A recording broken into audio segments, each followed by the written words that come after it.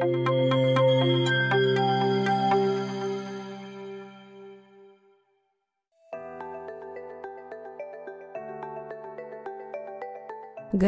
naujienose netrukus. Nuo spalio 1 dienos Panevėžio miesto viešajame transporte įsigalioja naujovė elektroninio bilieto sistema. Nuo spalio 1 dienos prekybos taškuose, tai yra spaudos kioskuose, klientų aptarnavimo centre galima bus įsigyti tokią Panevėžio miesto elektroninio bilieto kortelę. Minint pasaulinę aortos dieną, Respublikinėje Panevėžio ligoninėje buvo atliekamos konsultacijos aortos aneurizmos ligos klausimais ir aortos tyrimai echoskopu. Einu į magnetinį rezonansą. Ir tuo pačiu mane užklupo čionai.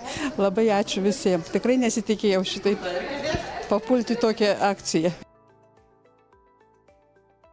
Kaip padėti savo ir suvaldyti nerimą, pataria psichologė. Dabar, kai yra labai didelis gyvenimo tempas, greitas, labai besisukanti visuomenė, labai daug yra įtampos, tai daugelis išgyvena nerimo, psichologinės įtampos, stresinių situacijų daug turi.